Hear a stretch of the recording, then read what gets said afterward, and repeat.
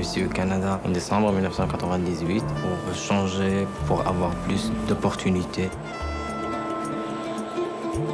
Mon mari a été persécuté par les militaires. Alors, il en a profité pour demander asile politique au Canada en 1992. Suite aux événements politiques du 2 et 3 février 1996, mes amis m'ont aidé à fuir le pays. C'est ça d'abord la raison de ma présence au Canada. Oui, je suis arrivée au Canada la première fois en 1992 comme étudiante et en 2001, j'ai décidé de revenir m'installer avec mes enfants. Je suis arrivé à Toronto en décembre 2000 pour vivre en anglais, pour travailler en anglais, pour changer de registre linguistique.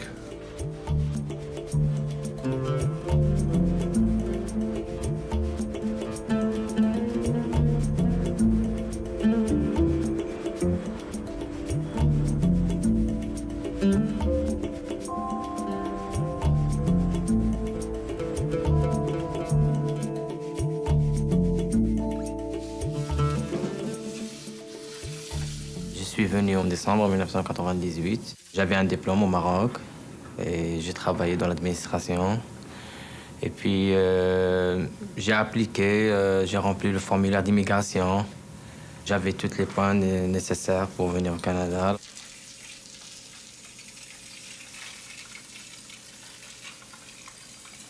J'ai laissé mon travail, j'ai laissé tout. Et puis, en arrivant ici, j'ai trouvé un petit problème de langue. Je dois apprendre la langue, qui est la langue anglaise.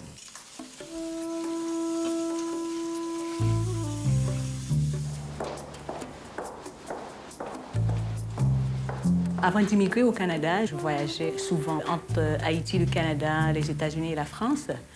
Mais cependant, il fut un temps où mon mari a été persécuté par les militaires. Et comme j'ai écrit des chansons évangéliques, mais très engagées politiquement parlant, puis comme mon mari, lui, il a été frappé d'interdiction de départ, incarcéré aussi par les militaires. Alors, dès qu'on lui a remis son passeport, par la grâce de Dieu, donc alors, il en a profité pour demander asile politique au Canada.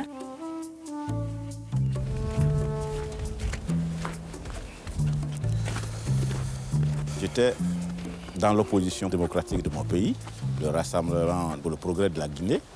Suite aux événements du 2 et 3 février 1996, le gouvernement s'est lancé à la chasse des opposants. Nous avons été jetés en prison et mes amis m'ont aidé donc à fuir le pays. Quand les militaires ont lancé la grenade chez nous, j'ai perdu ma femme et mes grands-enfants, les plus âgés, et il y a eu au moins 2 survivants. Les 2 survivants, il y a une qui a 6 ans et l'autre a 11 ans. Ils sont en Afrique.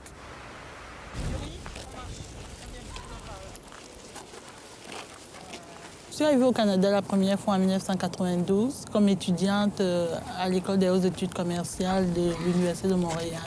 Et je suis rentrée au Cameroun en 1997. Et l'année dernière, j'ai décidé de revenir au Canada, m'installer avec mes enfants qui sont canadiens. Tu peux tourner. Qu'est-ce que tu vois? Tourne. Bouge. Moi, je suis venu de la Roumanie. J'ai passé par 2 pays déjà, l'Allemagne et puis la France. Quand je suis parti d'Europe, je me suis dit je vais travailler dans un milieu anglophone. J'avais des amis qui m'ont dit c'est très bien, etc. Je suis venu ici décidé pour travailler dans un environnement anglophone parce que je n'avais même pas idée de la francophonie de Toronto. Après, je ne pense même plus retourner un jour définitivement en Europe.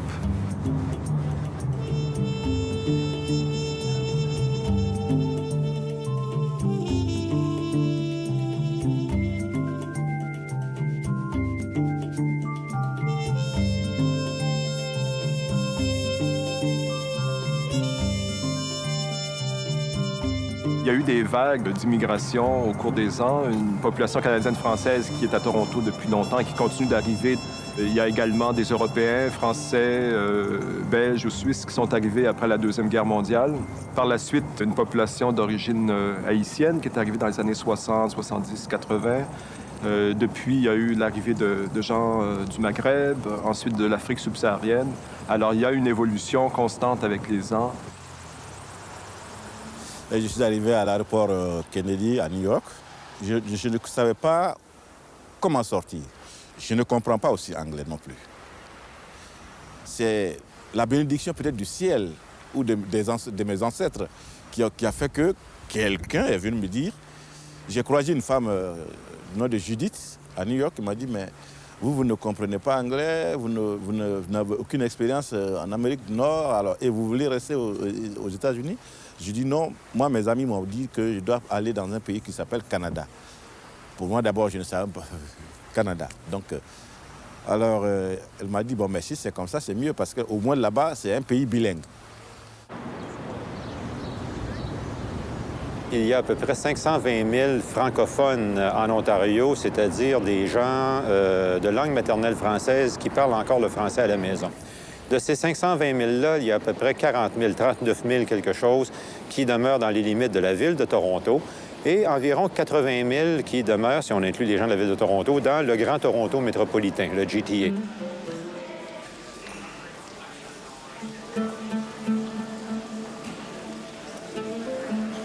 Un francophone qui arrive quelque part se sent perdu parce que ils nous disent voilà, on t'a remis tes documents et puis ils te disent bienvenue au Canada et c'est tout. Alors cette personne-là se demande mais où dois-je commencer? Quelqu'un qui a de la parenté ici ou un ami, ça va encore, mais une personne qui arrive, qui ne connaît rien de la ville, d'abord elle ne parle pas la langue, tu te retrouves à l'aéroport, on te dit bienvenue et c'est le seul mot qu'il peut entendre en français. Il doit se débrouiller pour le reste. C'est vraiment difficile pour ces gens-là. Quand je suis arrivé au Canada, d'abord la première des choses, c'est que on se sent abandonné, isolé et on ne sait pas qu'est-ce qu'il faut faire, on ne connaît personne. Donc, c'est difficile.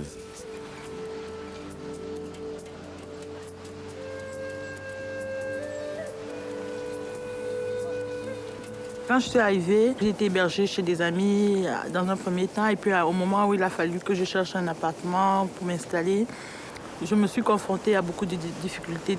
Les logements sociaux sont presque inaccessibles parce qu'on fait des demandes, mais on est sur des listes d'attente où il faut attendre 3 à 4 ans.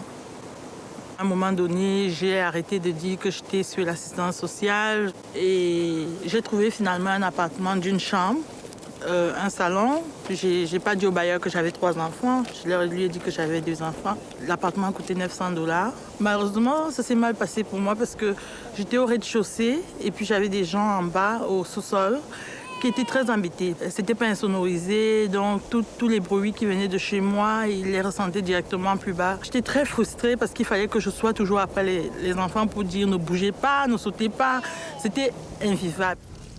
Si tout était parfait, je n'aurais jamais quitté l'Europe. Mais il y avait un certain, disons, inconfort par rapport à une légitimité qu'un émigrant venant d'un pays de l'Est, comme moi, ressentait en France. Même s'il était très bien intégré, même s'il avait un travail, très bon travail, il y avait un certain inconfort du point de vue de légitimité. Et comme j'avais des amis ici au Canada qui m'ont tellement parlé de Toronto surtout, je me suis décidé d'essayer. Je me suis dit, bon, si je n'aime pas, je peux toujours retourner en France.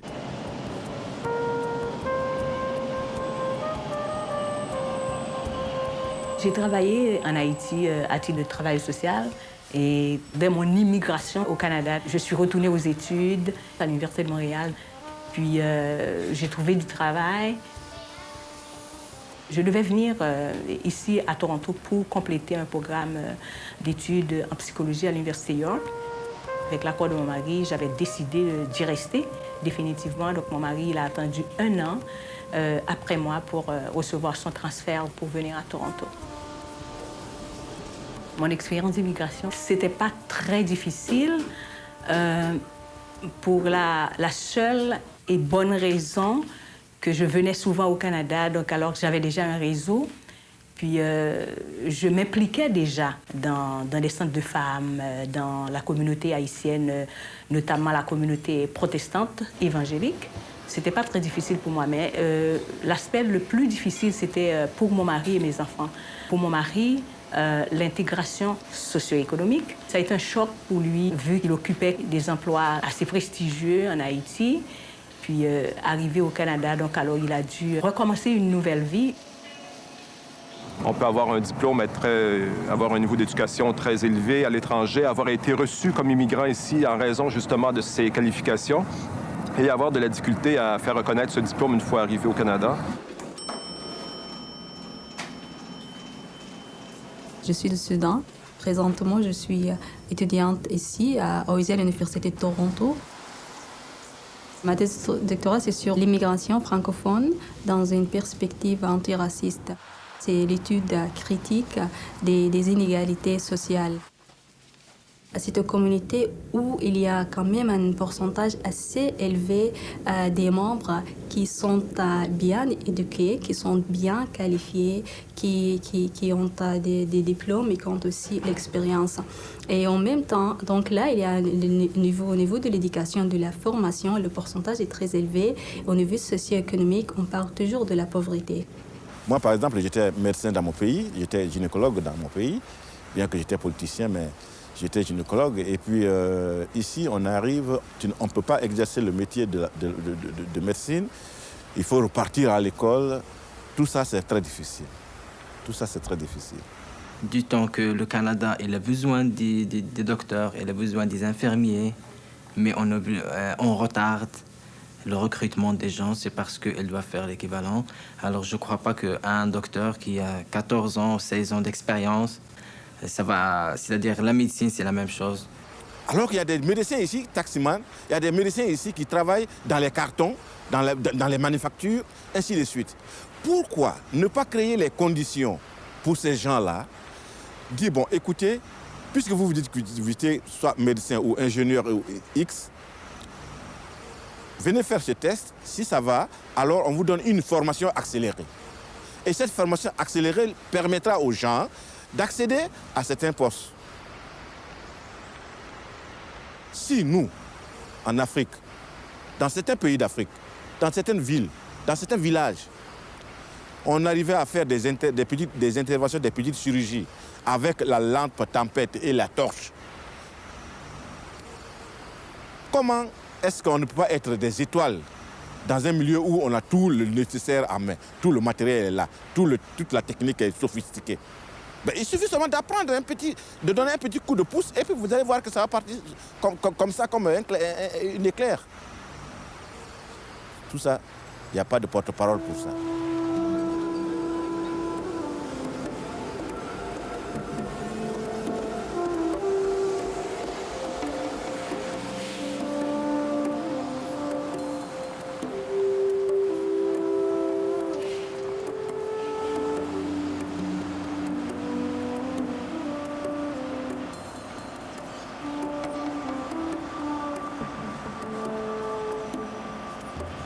Un autre problème, c'est celui de l'expérience canadienne. Les employeurs demandent souvent d'avoir de l'expérience canadienne, avoir travaillé déjà au Canada.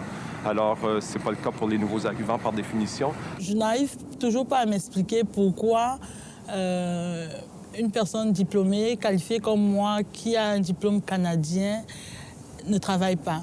Ça peut prendre plusieurs années et même il y en a qui ne l'atteignent jamais, qui n'arrivent jamais à se trouver un emploi dans leur profession parce que ça peut prendre beaucoup d'années avant d'obtenir l'équivalence.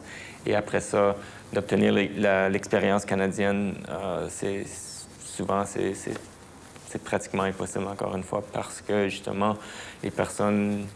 La seule manière d'obtenir l'expérience canadienne, c'est si quelqu'un vous offre un emploi. On a besoin d'argent, on a besoin de survivre. Alors, on est obligé de faire n'importe quel travail pour ça. Je travaille dans des restaurants avec des compagnies de nettoyage. J'ai des amis ici qui m'ont proposé de travailler avec le conseil scolaire.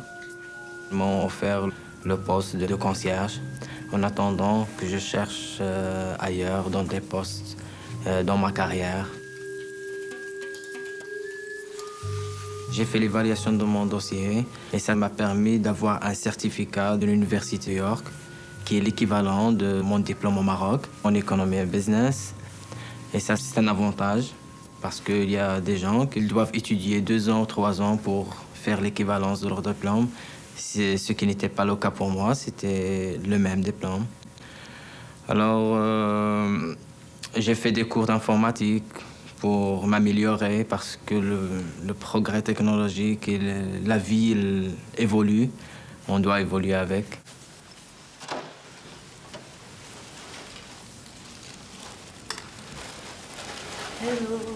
Hello, I'm fine, thank you. Je me suis inscrite au cours sur le commerce des valeurs mobilières, le Canadian Security Courses, parce que je me suis rendu compte que dans plusieurs offres d'emploi, c'était un certificat qu'on demandait. Et j'espère avec ce diplôme-là de plus, j'aurai plus de chance. Mais même en attendant, je continue à envoyer mon CV. Et j'espère aussi que je pourrai peut-être rencontrer des gens de ce domaine-là. Parce que ma difficulté aussi, c'est que je connais personne qui travaille dans ce domaine. Actuellement, je fais du bénévolat au groupe des jeunes francophones.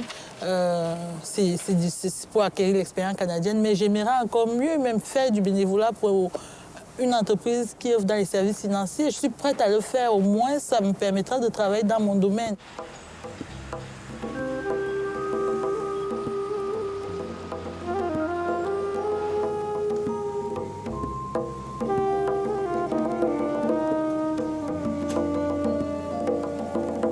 Les 2, 3, 4 premiers mois, je commençais des cours de langue pour apprendre l'anglais. J'étais décidé de faire un cours pour devenir broker en real estate. Et d'un coup, j'ai eu l'envie de faire du bénévolat. Et quand je ne me sentais pas très bien préparé pour faire du bénévolat dans le milieu anglophone, j'ai demandé pour faire du bénévolat dans le milieu francophone. Ce soir, dans le cadre du Visage des métropoles, on va vous parler de la communauté métisse de Toronto.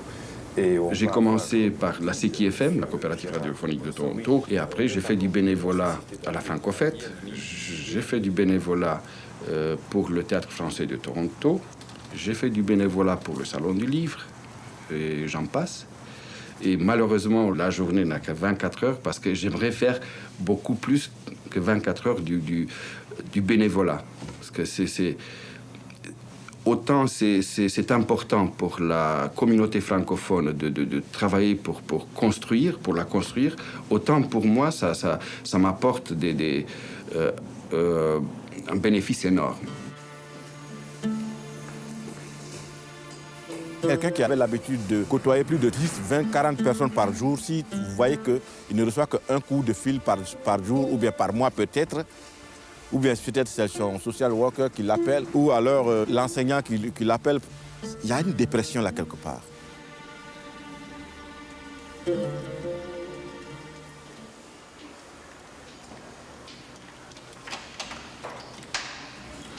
Oui. Bonjour, Madame Godet. Bonjour, Monsieur Camara. Comment vous allez? Je vais très bien. OK. Ah, pape. Je vous en prie. OK. Ouais. Aujourd'hui, c'est une visite périodique de ACRAF pour des gens qui sont souvent nouveaux ou même anciens, mais qui se sentent isolés. Alors, notre objectif, notre mission, c'est de les encadrer, les assister et les orienter. Voire même parfois donner des cours de formation pour l'insertion. Donc, c'est pour cette raison que je suis là aujourd'hui pour la visite de Mme Godelive. Et ça tombe d'ailleurs bien. Nous avons le président de ACRAF qui est là. Il s'appelle M. Ferdinand Kachama. D'ailleurs, quand on est déjà ici, on se dit qu'il faut oublier... Bon, c'est pas vrai qu'on peut systématiquement oublier l'Afrique. Mais il faut aussi préparer son assimilation et son intégration au pays au Canada. L'Action Réfugiés Afrique a été fondée pour pouvoir venir en aide aux Africains. Des fois, ils amènent les habitudes de leur pays. Ils ne comprennent pas certaines choses. Or, nous avons pensé qu'il fallait avoir un organisme de transition puisque nous-mêmes, étant venus ici comme réfugiés, nous avons rencontré beaucoup de problèmes d'intégration. Les cassettes que nous avons tournées, et je baisse le volume, hein, parce que ça fait beaucoup de bruit. C'est où le volume? Volume. Ça va comme ça. Hein? Bon, le titre de ces films, c'est Allocation familiale. Allocation familiale, c'est une subsistance que le gouvernement donne à la famille pour vivre. Nous montrons comment les gens reçoivent ces fonds et comment l'usage de ces fonds dans les foyers pourrait être source de conflits.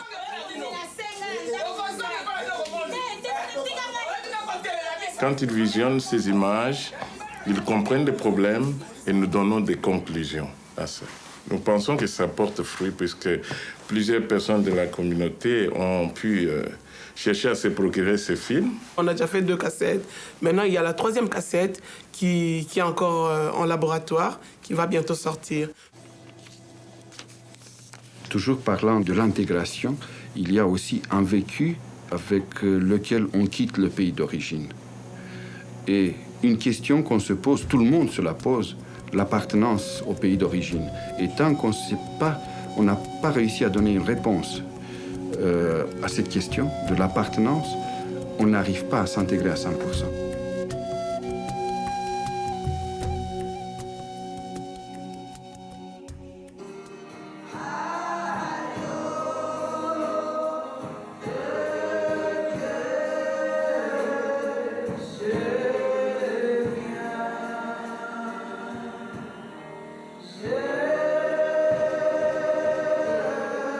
Je me suis débrouillée toute seule pour m'intégrer à Toronto. Je suis chrétienne, donc j'ai toujours aimé ma vie chrétienne. Et j'ai toujours aimé les études également. Puis j'ai toujours aimé m'impliquer dans des activités communautaires. Autant que je puisse être utile à ma communauté, donc alors c'est autant que je me donne.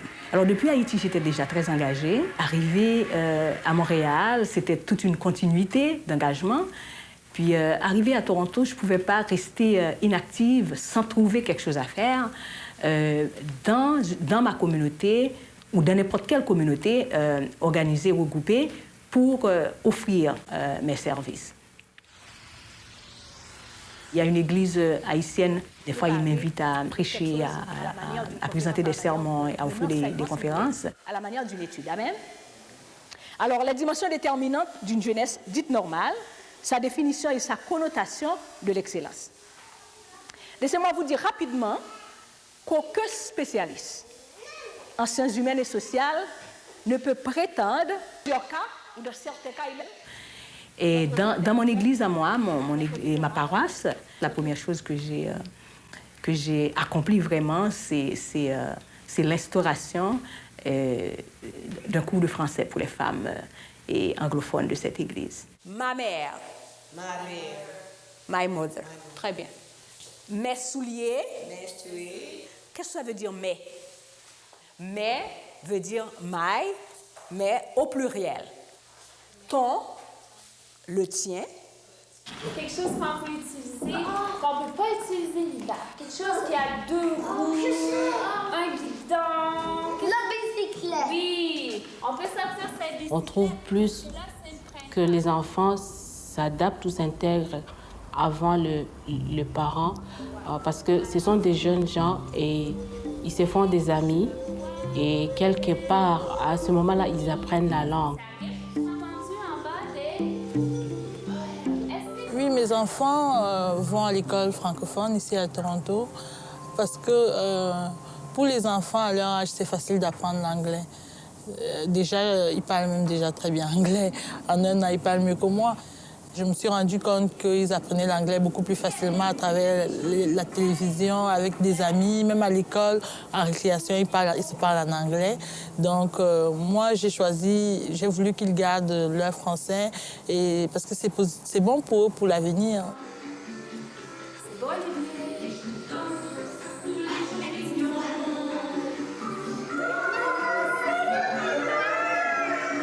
printemps, que ça sent bon. Allez les épaules, montez mes mitaines, le soleil va réchauffer mes mains. Il y a un froid doux qui se promène, c'est le printemps. À Toronto, un des grands défis, puis je pense que c'est le grand défi dans toutes les écoles francophones de la province, il y a cet engouement pour l'anglais, parce que l'anglais est très présent automatiquement dans les médias, puis la vie communautaire. Par contre, quand on a des gens engagés, quand je parle des gens, je commence toujours par les enseignants et les enseignantes, et les parents. Quand ces gens-là sont engagés dans la francophonie et comprennent aussi qu'est-ce que c'est la francophonie en milieu minoritaire, déjà le défi est réduit. Moi, je suis arrivée à Toronto en 1989. Les premières impressions, c'était très positif parce que pour moi, ça représentait en fait un renouveau. C'était une autre réalité parce que je venais à ce moment-là de la ville de Québec. À l'école Pierre-Éliott Trudeau, ce qui est intéressant, c'est qu'on a une diversité qui est aussi particulière à notre école, qui va aussi avec la particularité de l'ouest de la ville de Toronto. Nous avons environ 42 ethnies. Justement, aujourd'hui, on a la Journée internationale en francophonie et puis on fait notre Je suis francophone et je viens de... Et ça nous permet de découvrir certains coins qu'on n'avait pas remarqués, comme le Togo, par exemple. On a un élève qui s'est identifié de là. Donc, ça, c'est une richesse exceptionnelle.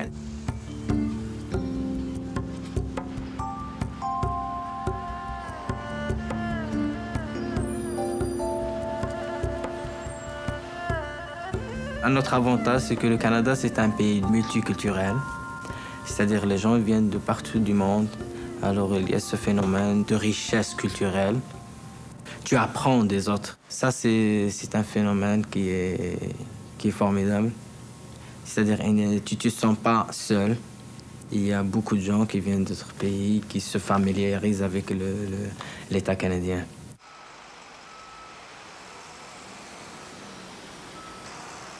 Le français peut être considéré comme les autres langues ici à Toronto. Si je peux prendre l'exemple d'italien ou le portugais, alors qu'on sait que le français est une des langues officielles. Mais quand ces gens-là arrivent, ils sont surpris de voir que pour trouver les services en français, c'est un peu difficile. Et lorsqu'ils se retrouvent au centre, combien de fois nous l'entendons, ces gens-là disent « Oh, enfin, je peux parler français. Oh, je me retrouve. » Alors, donc, quelque part, les services en français n'est pas vraiment représenté à Toronto. Quand on regarde la question à savoir si la Ville de Toronto met suffisamment l'accent sur le bilinguisme, je vais vous avouer honnêtement que je ne crois pas que l'administration municipale de la Ville de Toronto, et ça je vous le dis franchement en tant que président du comité français de la Ville de Toronto, parce que notre comité est d'abord et avant tout un groupe qui doit faire justement la relation entre le conseil municipal et l'administration municipale. Donc on est là sans nécessairement être un outil de revendication, certainement un chien de garde des droits des francophones. Et en ce sens-là, je pense qu'il y a énormément de progrès à faire au niveau des services qui pourraient être offerts et qui devraient être offerts par la Ville face à la communauté francophone.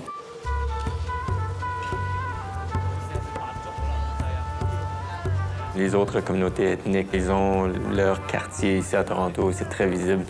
Ça n'existe pas du côté francophone. C'est parce que pour les francophones, il y a plusieurs pays africains. Il y a les pays européens, parce qu'essentiellement, ce qui les relie, c'est uniquement la langue. Il y a très peu d'autres choses au niveau de la culture, ainsi de suite. C'est surtout la langue, alors c'est difficile. Et même à ça, ils ont chacun leur langue maternelle en plus du français. Si on me demande quelle est la langue que je préfère transmettre à mes enfants, pour moi, quand je parle la langue française, c'est une langue d'instrument pour pouvoir accéder aux emplois. Mais la langue dans laquelle je me sens fier, c'est-à-dire je sens mon identité, c'est le malinké. J'ai été invitée par l'équipe du CREFO, le Centre de recherche en éducation franco-ontarienne. Ils m'ont invitée à me joindre à un projet de recherche dont le titre est « Immigration et transformation de la communauté franco-torontoise ». Et il s'agissait d'aller voir à la fois d'interviewer des personnes qui participent à 2 communautés francophones, haïtiens et mauriciens, et aussi de faire des entretiens auprès de 2 organismes, et ça a été plutôt la partie à laquelle j'ai participé, 2 organismes francophones établis dans les années 70-80. Les personnes disaient non, au début, j'ai voulu m'insérer à Toronto, c'est très important. L'anglais, c'est la langue qui est la langue porteuse. Donc pour mes enfants et pour moi, c'est une décision de mobilité sociale ou d'insertion, de réussite, en fait. Donc le français, tout ça, c'est pas très important. Et en fait, le créole est plus important que le français. Plusieurs années plus tard, les mêmes disent « Ah, mais maintenant, je me rapproche d'une association. Et en fait, la francophonie, ça redevient important. » C'est au moment où on est en train de le perdre, ce lien qui paraît si évident, en fait, qu'on a besoin de le réactiver. Comme on est ici dans une ville anglophone, alors c'est le choix des enfants. Normalement, ils vont apprendre la langue anglaise, alors il n'y a pas. Je vais essayer de leur apprendre la langue française et puis ma langue qui est l'arabe. Je vais essayer de leur apprendre ça, mais en fin de compte, c'est leur choix parce qu'ils vont apprendre l'anglais, mais je vais essayer d'ajouter une autre langue parce que les langues sont vraiment importantes. C'est très difficile de dire combien il y a de francophones à Toronto. Premièrement, il faudrait définir qu'est-ce que c'est un francophone. Est-ce que des enfants nés d'un couple mixte qui parlent anglais ou français, est-ce que ce sont des francophones? Est-ce qu'un Mauricien qui est d'origine chinoise et qui est bilingue et qui s'installe à Toronto, est-ce qu'il est francophone ou pas?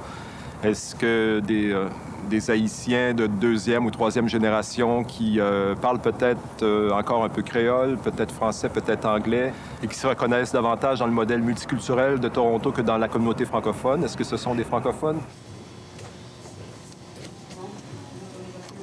Francophone, ça veut dire, vous parlez français, vous êtes francophone. Est-ce que ça suffit pour faire partie de la francophonie? Je ne le crois pas. Il y a aussi une dimension politique, la francophonie. Mais je ne sais pas si la dimension politique, donc cette définition politique de la francophonie, définit vraiment la francophonie. Il y a une dimension sociale, il y a une dimension démographique de la francophonie. Peut-être que chacune de ces dimensions, de cette définition, on pourrait arriver à définir la francophonie, mais ce qu'il y a le plus important, c'est le personnel, le spirituel. Le spirituel, parce que si quelqu'un apprend aujourd'hui, à l'Alliance française par exemple, le français, demain, je ne sais pas il fait partie de la communauté francophone.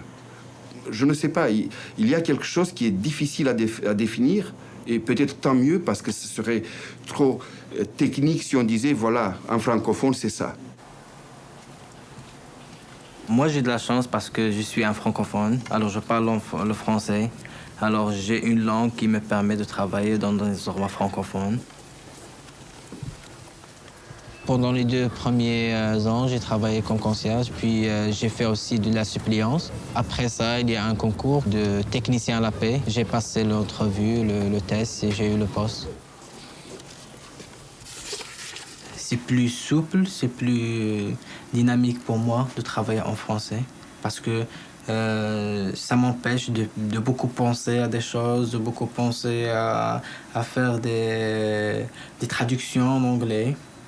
Ça ne veut pas dire que mon anglais est vraiment faible, mais mon anglais est bon, moyenne. Mais ça ne me permet pas d'avoir des postes qui sont plus hauts dans des sociétés qui sont connues.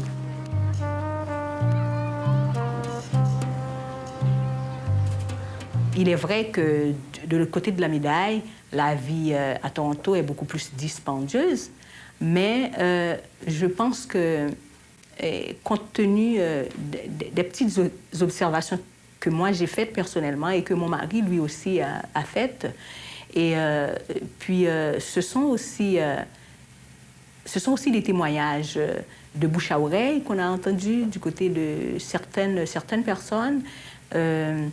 Et qu'à Toronto, l'immigrant, surtout la minorité visible, l'immigrant noir, par exemple, a beaucoup plus chance d'occuper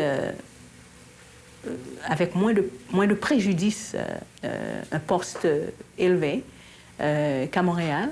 Donc alors, je pense, selon moi, c'est une déduction que ces Haïtiens qui quittent Montréal, c'est vraiment des Haïtiens, ce sont vraiment des Haïtiens qui sont à la recherche d'une mobilité socio-économique.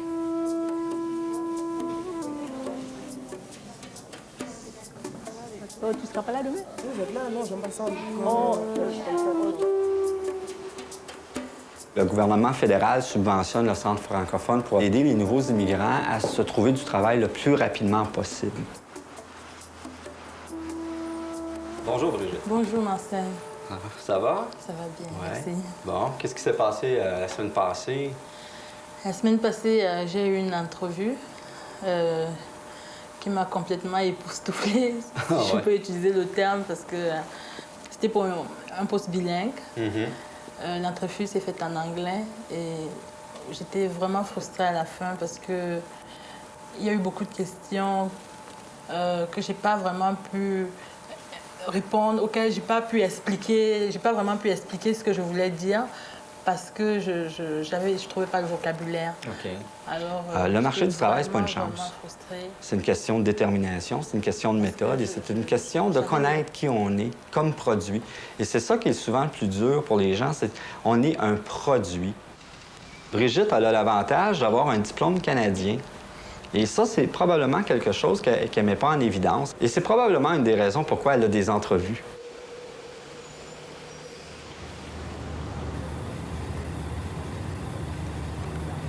J'ai un ami qui me disait, je suis parti de chez moi pour mieux gagner ma vie. Je suis arrivé ici, il faisait du bénévolat avec moi. Il a téléphoné chez ses parents. Il a dit, ses parents, bien sûr, lui ont demandé, est-ce que tu travailles? Il a dit, oui, je fais du bénévolat. Ils ne savaient pas exactement ce que c'est le bénévolat. Ils ont dit, oui, mais combien tu gagnes pour ça? Il m'a dit, non, je ne gagne rien. Et les parents lui ont dit, mais écoute, tu es parti chez nous pour mieux gagner et tu ne gagnes rien, tu travailles même pour rien. Et c'est une anecdote, mais c'est symptomatique pour ceux qui arrivent ici et qui se disent, mais pourquoi faire du bénévolat? Moi, je suis venu ici gagner bien ma vie. Mais pour gagner bien sa vie, et surtout dans la communauté francophone, il faut passer par le bénévolat. Et moi, je trouvais mon travail, le premier emploi payé, grâce au bénévolat. J'ai commencé à faire un peu partout et j'ai donné le mieux de moi-même. Et à un moment donné, quelqu'un m'a dit, mais si tu veux, j'ai une possibilité de t'embaucher. Et ça a commencé. C'était un échange. Une collègue à OISI, Monica Heller, enseignait chez nous un cours et j'enseignais donc là-bas un cours en français sur les réfugiés, parce que j'ai travaillé pas mal sur la question des réfugiés. Et j'avais demandé d'enseigner un cours à ce moment-là sur réfugiés et exilés pour que ne pas enfermer les gens. C'est aussi une question d'identité, en fait, en situation de trop grande vulnérabilité. C'est-à-dire se poser comme réfugié, c'est très différent que de se poser comme exilé. L'un renvoie plus au social, l'autre renvoie plus au culturel. L'un est source de fierté, en fait. L'exil, c'est l'exil politique. C'est l'exil, il y a un retour, de toute façon, il y a un ailleurs. Réfugié, il y a un côté tout a été abandonné, on se retrouve là perdu. Ça renvoie des images vraiment très différentes.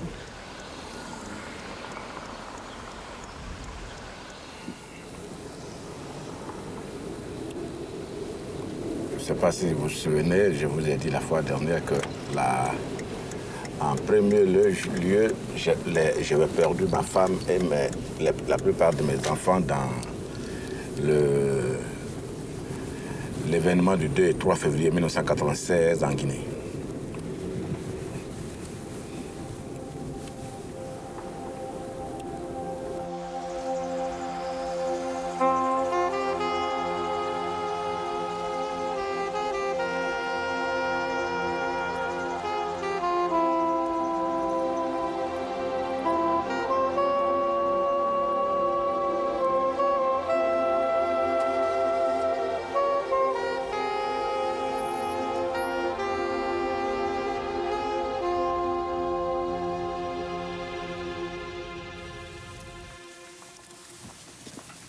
Annuale. Aha. Là. Là. Trate. Trate. Trate Ibrahim. Trate. On va ici. Trate. Ah. Barado. Trate. Trate là. Trate. Comment on donne, hein? Akraf, bonjour. Oui. Bye. Nous travaillons bon, Monsieur Oparo, c'est Mariam. Bonjour Mariam, ça va? Bon, Mariam ne parle pas bien le français et elle vient de la Guinée, elle est réfugiée politique. Na dossier boulole ma tumbrawa ku kele ay ko ay ka dati bere dumma nkan ko akaro mentele mwan ko ndole kon nay ko ni kamademe odi dianya nya fe ka to yani. D'accord. Bon.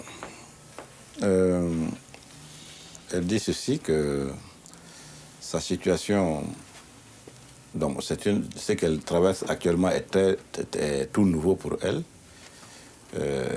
Quand elle pense à la façon dont les gens ont massacré son mari, sa famille, et encore qu'il faut aller s'asseoir, répéter les mêmes choses, expliquer les mêmes choses, ce qui s'est passé, que ça l'affecte beaucoup. Et qu'elle ne sait pas comment faire, mais elle veut quand même qu'on l'aide. Parler de la situation des réfugiés, c'est très large et diversifié. D'abord, nous avons plusieurs types de réfugiés. Vous savez, il y a les réfugiés politiques, il y a les réfugiés d'opinion et même les réfugiés économiques. Les enfants qui nous arrivent de pays où il y a eu des tumultes, où il y a eu des conflits, ils ont besoin de temps pour s'acclimater. Le temps va être mesuré selon aussi si l'enfant l'a vécu directement ou si ça fait partie de l'histoire du pays. Quand ça fait partie de l'histoire du pays, il y a un certain choc à l'arrivée, puis pour s'acclimater, c'est un petit peu plus long, mais on parlera de peut-être 1 mois, peut-être 1 mois et demi. Là où c'est beaucoup plus difficile, c'est l'enfant qui a dû quitter son pays en situation de crise, et à ce moment-là, c'est que non seulement il a à s'acclimater, nouveau pays, situation où il n'est pas en danger, où il est libre de dire et faire pratiquement ce qu'il veut.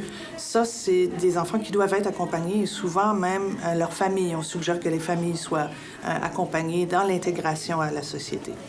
Il y a un autre cas que nous avons ici, qu'un jeune, ils étaient aussi encore à Guéguédou, le jeune, il était allé avec son papa rendre visite à quelqu'un. Quand la guerre a commencé dans leur village, les rebelles sont venus, ils ont envahi le village.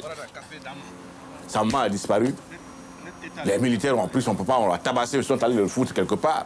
L'enfant a échappé belle. Il a fui, il est allé jusqu'à Conakry. Et puis, paf, on l'a fait sortir. L'enfant est ici, il ne sait pas où se trouve. Si son papa est vivant ou il est mort. Il ne sait pas si sa maman est vivante ou elle est morte. Et ces enfants-là, un enfant de 17 ans, imaginez-vous, qui a vu des atrocités comme ça. Il y a beaucoup. Quand vous venez dans ce bureau, vous allez voir beaucoup sur des situations qui viennent des immigrants, des réfugiés. Mais des fois, vous êtes devant certaines situations, vous dites, moi, je suis encore mieux que celui-ci.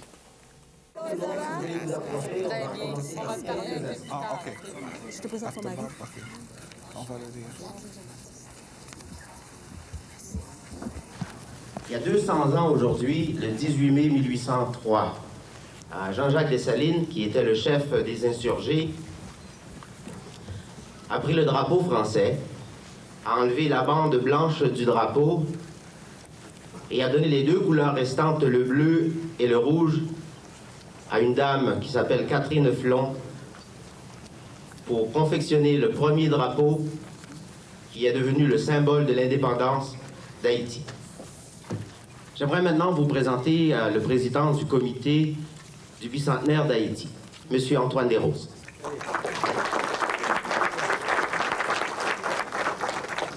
Merci, Gabriel.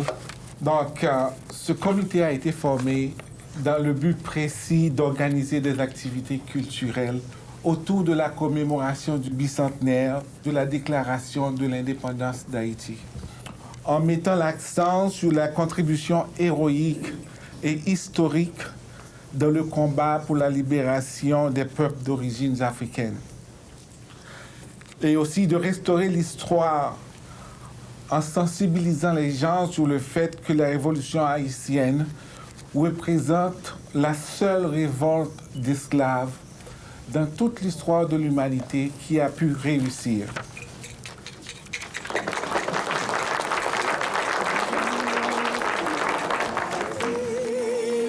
chants joyeux, des chants joyeux, quand le chant fructifie, l'âme se fortifie, des chants joyeux. On est canadien, mais si quelqu'un me demande qu'est-ce que ça veut dire canadien, ça veut dire tous ensemble. Il y a tellement de cultures, il y a tellement de gens.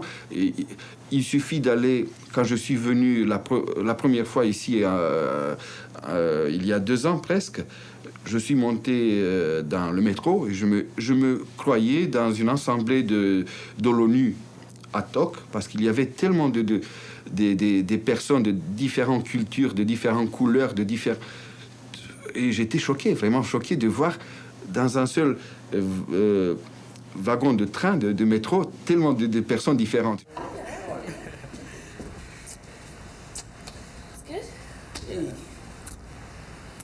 Ça va bien.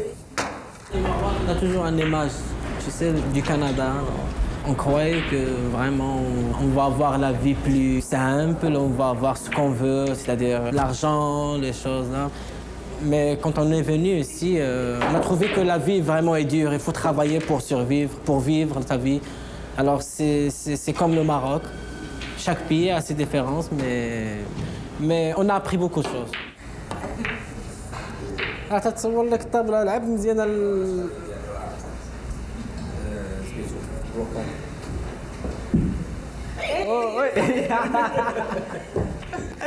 Heureusement, ici au Canada, j'ai beaucoup d'amis, comme Mustafa, Youssef, qui sont du Maroc. J'ai beaucoup d'amis aux autres, là. J'ai pas le sentiment, je sens pas beaucoup que j'ai perdu quelque chose. Premier ministre au Canada?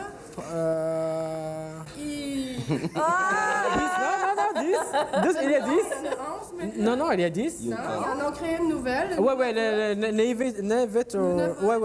mais ça compte pas dans l'examen que j'ai fait. كنت غادي نمشي ندير القسم ونمشي للخدمه. ما شافوك ما كنتش عارفهم متوجهين بعد؟ نو عارفين هي اللي راه عارف جايه. او كندا. Protégera nos foyers et nos toits. D'ici 2011, la force de travail canadienne dépendra uniquement de l'immigration. Et pour les 5 prochaines années, il y aura une carence de 1 million de travailleurs qualifiés. Donc, il est nécessaire de s'investir avec l'immigration à cause de la force du travail. Et d'ici 2026, la croissance de la population, donc pour des raisons démographiques, va dépendre uniquement, à cause du faible taux de natalité, va dépendre uniquement de l'immigration. Donc, toutes les décisions qu'on prend aujourd'hui vont avoir un impact sur notre propre société demain. C'est pas n'importe qui que le Canada accepte. Donc, c'est des personnes qui étaient quand même assez aisées dans leur pays d'origine et qui arrivent ici, qui se retrouvent avec pratiquement rien. Et en plus, ils n'arrivent pas à exercer leur profession ici. Ça peut prendre des années avant qu'ils puissent le faire. C'est vraiment du gaspillage. Malheureusement, beaucoup de gens viennent ici, ont le pressentiment qu'ils vont pouvoir travailler dans leur domaine, n'ont pas cette reconnaissance. Donc, la question de la reconnaissance des titres à l'étranger, des diplômes à l'étranger et ceux qui sont à l'intérieur, parce qu'à ce moment-là, on va avoir un processus. À mon avis, c'est vital, c'est essentiel. J'ai toujours dit à la blague que mes meilleures conversations, c'est à l'intérieur des taxis, parce que vous aviez des médecins étrangers non reconnus, vous avez des professionnels, des docteurs de toutes sortes. Si on nous donne l'opportunité de nous exprimer, si on m'envoie partout où je peux être utile à la population, ça me fait beaucoup plaisir. Parce que c'est ce que j'ai appris. Je peux aller partout où on va m'affecter. Qu'on nous donne une formation d'abord de base. Parce que la médecine, c'est pas seulement le côté technique, pratique là, mais la médecine, chaque pays, chaque gouvernement a sa déontologie médicale. Ici au Canada, c'est un pays de loi. Il y a certaines consultations que nous faisons en Afrique. Quand tu fais ça ici, le lendemain, tu vas te trouver devant le juge pour dire « je jure ». Donc, il faut apprendre, il faut connaître le système avant d'exercer. Alors, si on pouvait avoir, premièrement, une évaluation qui serait faite outre-mer Et ensuite, si on pouvait leur dire, bon, voici les cours dont vous auriez besoin une fois que vous seriez sur place, ça fait, premièrement, il n'y aurait pas cette déception parce qu'ils sauraient, bon, voilà dans quoi je m'embarque. Je propose un permis de travail temporaire de 3 à 5 ans, avec un processus qui va reconnaître les diplômes étrangers, donc, ou un processus.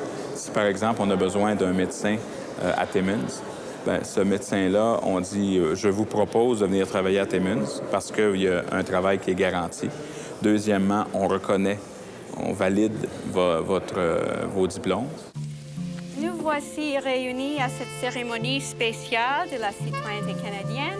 L'audience est présidée par André Galipeau, membre de l'Ordre du Canada. Please be seated. Veuillez vous asseoir. Mesdames et messieurs, ladies and gentlemen, c'est en effet avec un grand plaisir et beaucoup de fierté que je me joins à vous aujourd'hui en cette occasion si spéciale et mémorable.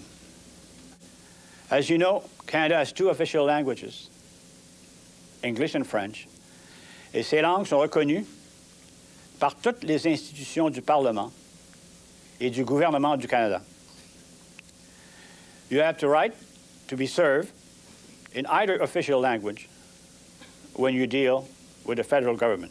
Il y a une situation au niveau canadien, c'est-à-dire que vous avez seulement 5 % d'immigration qui est francophone et il y a 5 fois plus d'immigration francophone aux États-Unis. Et dans un contexte canadien où vous avez une communauté francophone qui est importante, soit évidemment au Québec, soit dans le reste du Canada, parce qu'il y a une communauté francophone vivante de près d'1 million. Ça, c'est sans compter les francophiles. Donc, je voulais également utiliser l'immigration comme un facteur d'épanouissement, comme un facteur qui pourrait permettre aux communautés francophones, peu importe l'endroit, qu'ils puissent aussi aller chercher leur lot de travailleurs qualifiés et d'avoir un impact dans l'ensemble des communautés. Alors, il faudrait vraiment augmenter l'immigration francophone à Toronto, la multiplier par 3, par 4 environ, si on voulait que la communauté francophone se développe aussi au même rythme que la majorité anglophone. Les difficultés sont tellement forte, la souffrance est tellement forte que on oublie parfois l'effort du gouvernement. Félicitations. Belize Biha. La citoyenneté est le plus grand honneur et privilège qu'un pays peut accorder. Le Canada est un pays multiculturel. Pendant bien des années, il a accueilli des gens venus de tous les coins du monde. Il faut être quand même réaliste que le Canada n'a jamais eu une colonie en Afrique. Alors si ce pays-là tend la main à des gens en détresse, il faut reconnaître comme ça. En tant que citoyen canadien, vous vivez dans un pays démocratique où les droits et les libertés de chacun sont respectés. Au Canada, on se sent en sécurité, 1. Et de 2, quand on a le courage et la volonté de réussir, personne ne t'empêche de réussir. Tous les Canadiens et Canadiennes, sans distinction de race, d'origine nationale ou ethnique, de sexe, de religion, d'âge ou d'incapacité mentale ou physique, sont égaux devant la loi. On a l'accès à la santé. Pour nous autres, c'est déjà beaucoup. Pour les vrais Canadiens, peut-être, ils considèrent qu'il y a encore des trucs qui ne vont pas, qui ne marchent pas. Mais pour nous autres, avec notre simple carte de santé, on va à l'hôpital, on s'occupe de nous et on va certains médicaments, on peut l'obtenir comme ça. Ça, c'est beaucoup d'avantages. Quand on n'a pas les moyens, l'assistance sociale est là pour vous aider. C'est beaucoup, c'est suffisant. Il faut reconnaître tout ça, que le gouvernement fait beaucoup d'efforts pour les gens. Les citoyens canadiens doivent se respecter mutuellement, s'entraider et se comprendre les uns les autres. Car nous sommes tous responsables de l'avenir de notre pays. Surtout que c'est un pays de liberté. Ça, c'est très important pour nous. La liberté est très importante. Ça n'a pas de prix. Un pays où on est libre, c'est un pays béni. Voilà.